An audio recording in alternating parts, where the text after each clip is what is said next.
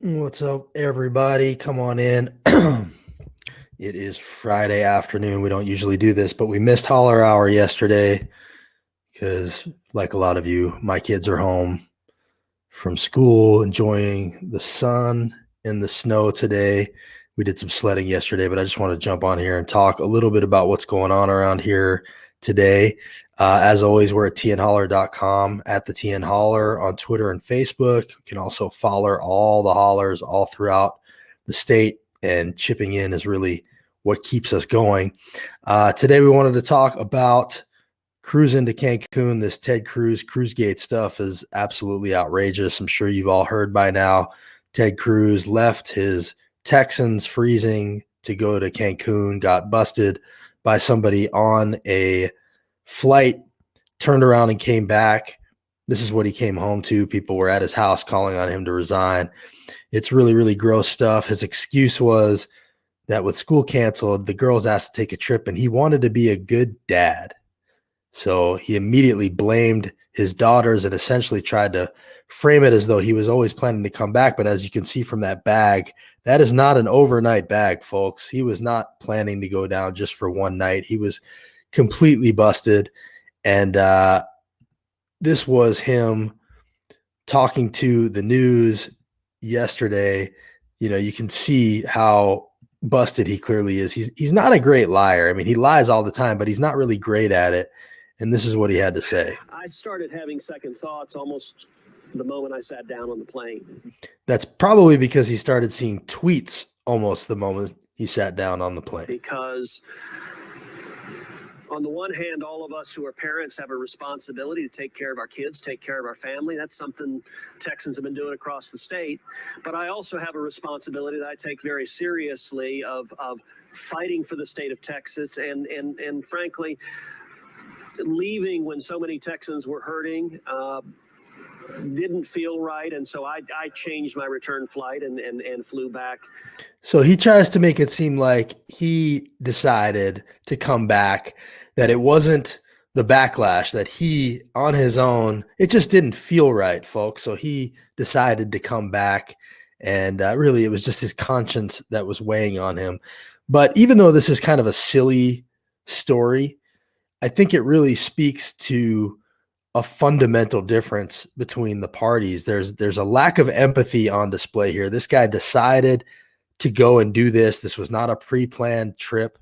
And it just shows, you know, an acceptance of human suffering. And I see that at Case Limbaugh says disagrees with has become accepting suffering was their platform for a while. That's fair. I mean, we talk about healthcare all the time and how they're willing to allow people to go without health coverage, not raising the wage in over a decade, you know, willing to let people continue to struggle with working multiple full-time jobs, part-time jobs, just to barely get by. And it's really an acceptance of human suffering that this story exemplifies. And then on top of that, to defend all of this, Republicans all over Texas jumped on and immediately started blaming the Green New Deal, blaming wind turbines. But that is not at all what the story is here. The story really is that there was a lack of investment in infrastructure. Deregulation was at the heart of the problem here. And deregulation, which is what Republicans lift up all the time as this, you know, golden goose that we're all supposed to pray to.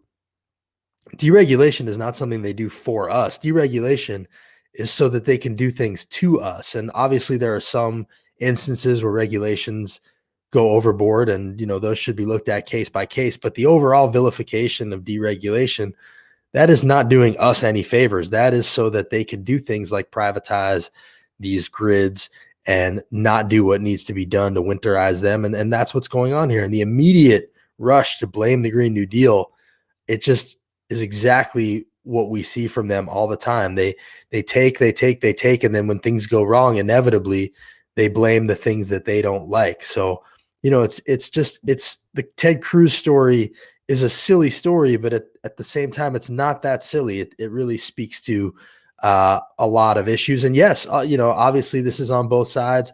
Governor Cuomo's problems, you know, need to be looked into also. But the Democratic platform is investment in infrastructure. It's investment in healthcare.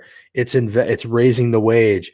It's a living wage for people. So, while what's going on with Governor Cuomo deserves scrutiny, the scrutiny that it's getting, it is not the fundamental Democratic platform that is at play there the way it is with this Texas story and the way it is with this Ted Cruz story. So, Rock a lot. I know you jump on here all the time and try to get us to, make it seem like that we don't also talk about Democrats here. We do.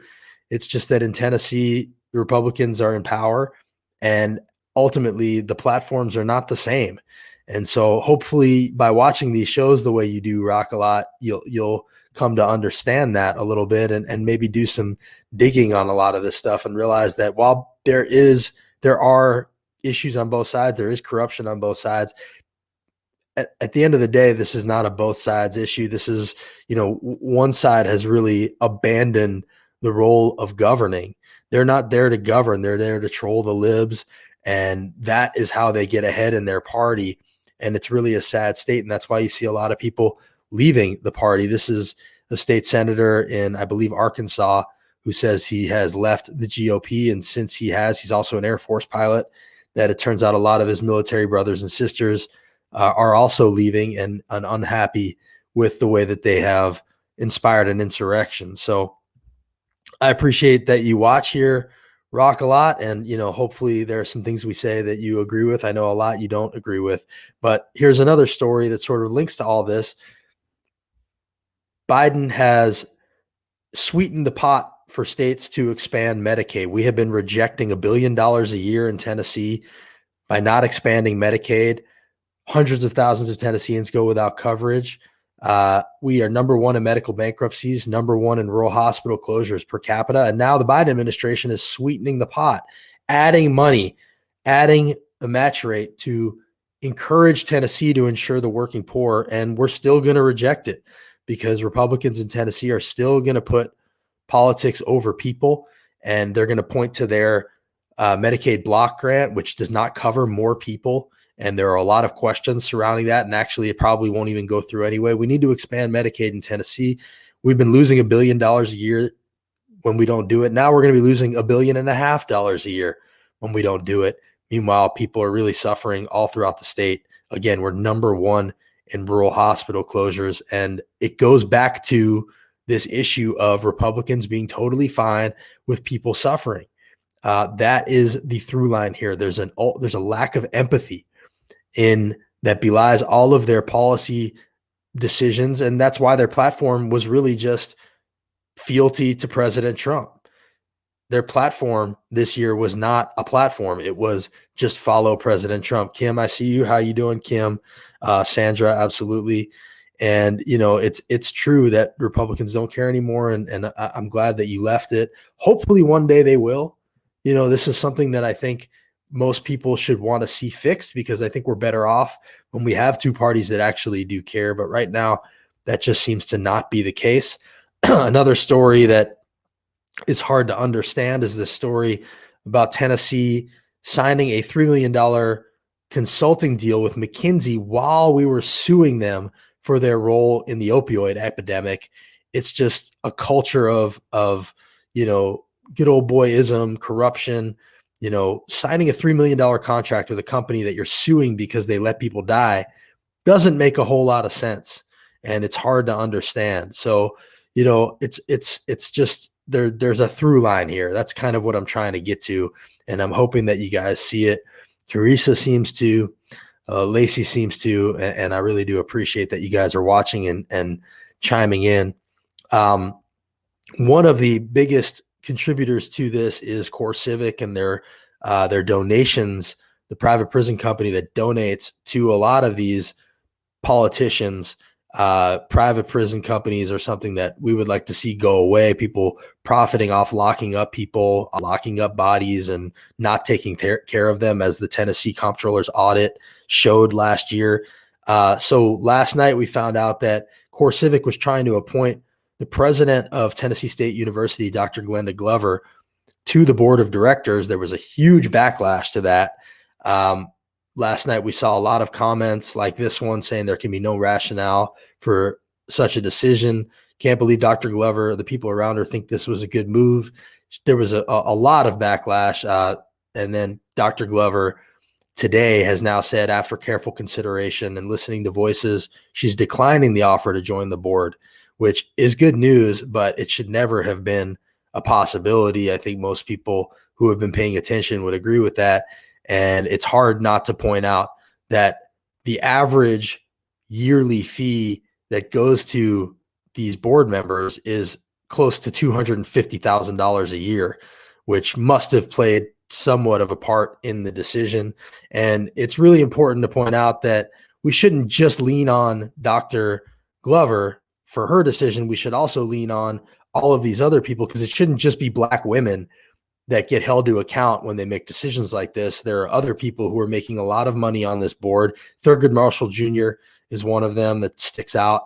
And these are all people that should be leaned on and reached out to and pressured for their role in what Core Civic continues to do. And we've now seen in this winter time and the freezing weather, they have allowed the heat to we've heard reports that there's no heat, that the cells are freezing, and people in these prisons are being treated like they're not human, and they are human. And we need to make sure that we make sure that prisoners are treated like human beings, because they are. Daniel says, follow the money. Absolutely.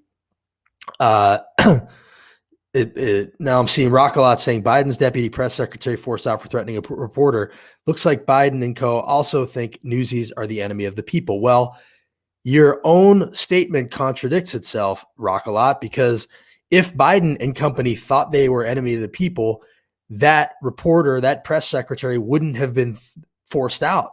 See, the difference is Biden forced that person out while Trump would have promoted him. And the Trump people who were constantly saying that press are enemy of the people were not forced out. And in fact, they were promoted. So you're not right about this. And yes, it was ugly what that deputy press secretary said, but Biden took care of that and the guy is gone. So hopefully you can maybe see through some of the things that you're thinking and seeing and saying, and realize that only one side here is actually doing something to clean up their own house, and the other is not. But you can keep throwing these talking points at me. You can keep bringing up these issues. But at the end of the day, because there's a conscience on one side of the aisle and there really isn't right now on the other, you're going to see that these things are handled very differently. Another issue sort of along these lines is the KKK Grand Wizard bust that we have here in Tennessee, in our capital, that needs to go away. Here's the Klan posing proudly with it when it was put up in the 70s. And now we've had a fight going on for a long time to get rid of it. But the more that people push to get rid of it, the more hurdles that seem to get thrown up in the way of moving it. So I wrote an op-ed that I hope you guys will read. It's on our website, calling for Morgan Wallen and Luke Combs, who are country singers who have recently shown some apologize for Morgan Wallen for saying the N-word and Combs for posing with the Confederate flag. I feel like they should do more than just apologize. They have a real opportunity to speak out about that bust and help get rid of it. We've already seen that McNally and Sexton here in Tennessee and a lot of their colleagues don't care what Black people have to say about that bust, but maybe they would listen to country music stars. And so I would ask for Morgan Wallen and Luke Combs to give real consideration to joining the fight to get rid of it. Hell, go have a concert over by the Capitol to get rid of this thing. And, I think that would be a way to not win over people, because, I'm not one to be able to say what would win people over or who should be forgiven for, racial injustice and saying these things. That's not for me to decide. But I do know that getting rid of that bust is something that's important to a lot of people. And to join that fight would go a lot further than just issuing a statement saying you're apologetic. So that would be hopeful. Let's see what you guys are saying. Patty Pierce is saying he voluntarily resigned. Jen Psaki gave him a week without pay. Yeah, I mean, I think he probably knows that he was going to be forced out, but that's a fair point. At the end of the day, he's not there anymore, and that's really what counts. And hopefully at some point that KKK Grand Wizard bust won't be there anymore either. speaking of statues, Dolly Parton said that she doesn't want them to think about giving her a statue right now when so many people are hurting. So she's always doing the right thing, and she's to be commended for that. And then our Chattanooga holler had this to say about Rush Limbaugh's death, saying that Republicans have said more about his death than they have about the 500,000 Americans who have died of COVID. That is inarguably true, and really good point that the Nooga holler makes there. Let's see. The Capitol literally sits on MLK Jr. Boulevard.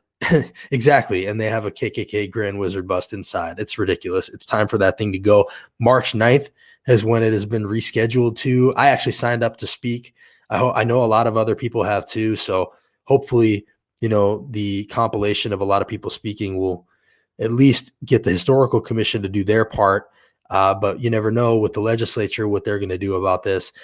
Teresa says Vince Gill has a new song that would support this issue. I think I have heard that song. I'll definitely check it out.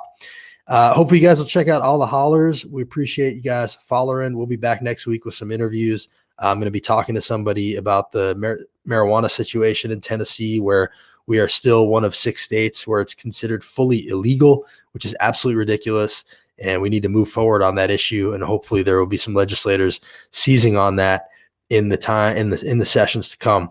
Follow the holler at the TN Holler and all the other hollers. We appreciate you guys all chipping in and supporting. It really does help. Follow the Cookville Holler. Absolutely, Andrew. And there's a lot of others, and we're going to be adding more, because what the regional hollers are doing to me is really the most important thing that we do. We will see you guys next week. Have a great, safe weekend and enjoy the snow.